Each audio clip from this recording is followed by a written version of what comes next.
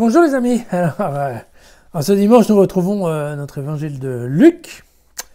Cette fois-ci pour parler de la Sainte Famille que l'on fête aujourd'hui. Et donc c'est Luc, c'est au chapitre 2, ce sont les versets 41 à 52. Ses parents allaient chaque année à Jérusalem pour la fête de la Pâque.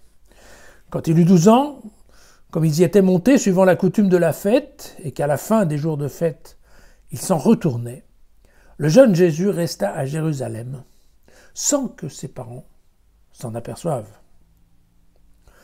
Pensant qu'il était avec leurs compagnons de route, ils firent une journée de chemin avant de le chercher parmi leurs parents et connaissances. Et ne l'ayant pas trouvé, alors, ils retournèrent à Jérusalem en le cherchant. C'est au bout de 3 jours qu'ils le retrouvèrent, dans le temple, assis au milieu des maîtres, à les écouter, à les interroger. Et d'ailleurs, tous ceux qui l'entendaient s'extasiaient sur l'intelligence de ses réponses. En le voyant, ils furent frappés d'étonnement, et sa mère lui dit « Mais mon enfant, pourquoi as-tu agi de la sorte avec nous? Vois, ton père et moi, nous te cherchons, tout angoissés. » Alors il leur dit « Mais pourquoi donc me cherchez-vous? Ne saviez-vous pas qu'il me faut être chez mon père ?» Mais eux ne comprirent pas ce qu'il leur disait. Puis il descendit avec eux pour aller à Nazareth. Il leur était soumis, et sa mère retenait tous ces événements dans son cœur. Formule magnifique de saint Luc. Alors, encore une fois, maintenant qu'on sait que la partie donc, de l'enfance, que ce soit chez Matthieu ou chez Luc, est complètement un roman sans aucun fondement probablement de réalité. Une fois de plus, la question qui se pose, c'est qu'est-ce que Luc a bien voulu, qu'est-ce qu'il a bien pu vouloir nous dire avec ce passage, ce gamin qui est perdu à Jérusalem. Aujourd'hui, les parents mettraient peut-être plus d'une journée pour s'inquiéter, mais bon, il l'appellerait sur son téléphone portable à 12 ans de nos jours. Bon. Mais n'oublions pas qu'à l'époque, à 12 ans, un garçon, alors qu'une fille était en âge de se marier, qu'elle était considérée comme adulte, on va dire, ce n'était pas le cas des garçons qui étaient encore considérés comme des enfants. Alors, qu'est-ce que Luc a bien pu vouloir nous dire? Alors, la première chose qu'on peut noter, c'est, bien entendu, l'incompréhension complète des parents et de leurs enfants.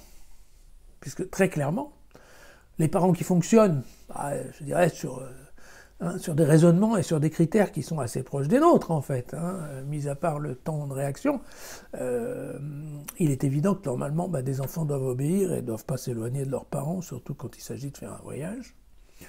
Et que donc qu'ils se soient fait du souci et qu'ils reprochent à leur enfant le souci, nous paraît à nous tout à fait normal, car effectivement, ça fait partie des choses tout à fait naturelles dans la vie humaine, si je puis dire.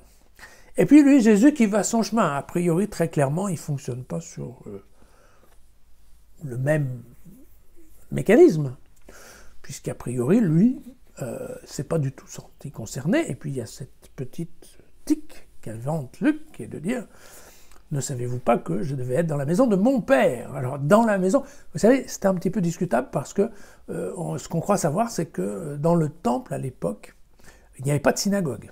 Donc, en fait, cette supposée discussion entre les anciens et le petit Jésus n'a pas pu se passer dans le temple, mais probablement à une des portes, ce qu'on appelle le portique de Salomon, et donc probablement en plein air, et il est assez douteux qu'il y ait eu éventuellement du public.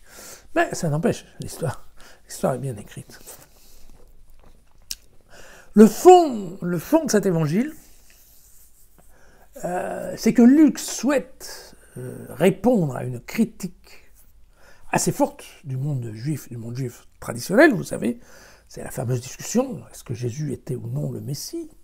Et évidemment que le monde juif fait une critique acerbe à cette solution chrétienne qui est de dire que le Messie pourrait être né dans une mangeoire, d'une part, accueilli par des bergers d'autre part, et puis, enfin, avoir une vie normale de fils de charpentier. Donc ça, typiquement, ça ne passait pas chez les Juifs, et donc les Juifs insistaient en disant, écoutez, votre truc, c'est pas possible, un Messie qui doit revenir dans la gloire, ou un Messie qui habite déjà là avec nous, mais qui doit être reconnu, il doit être reconnu pour un certain nombre on en avait déjà parlé, donc de gestes et de miracles qui se refont, enfin, chose extraordinaire. Oh, il n'y a rien pour l'instant d'extraordinaire dans la vie du petit Jésus. Alors, c'est là où Luc est obligé de mettre quelque chose en place, et ce qu'il nous fait, c'est qu'il nous décrit un Jésus surdoué, tout simplement.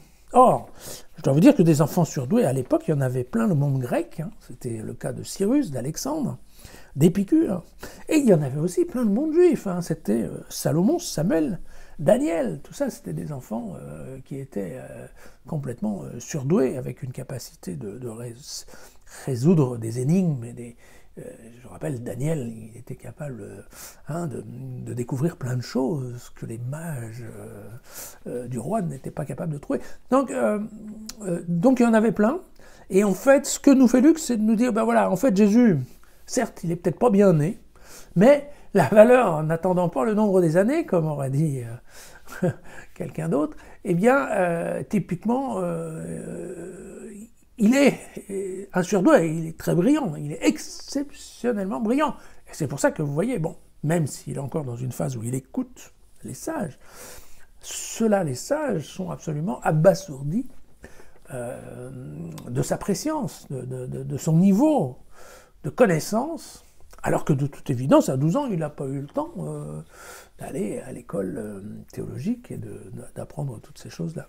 Donc typiquement, voilà, le message de Luc est bien celui-là, de nous présenter un Jésus exceptionnel, et un Jésus exceptionnel jusque dans son raisonnement, non seulement dans sa culture, dans sa sagesse, mais aussi exceptionnel dans son mode de fonctionnement qui, de toute évidence, ne correspond pas à celui de ses parents.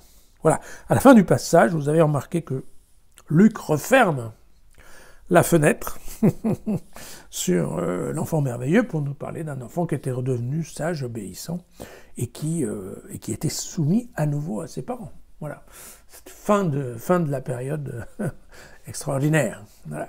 Et puis il y a toujours cette merveilleuse phrase de Marie qui voit, qui regarde, qui enregistre, et qui garde tout cela dans son cœur. Voilà, à demain.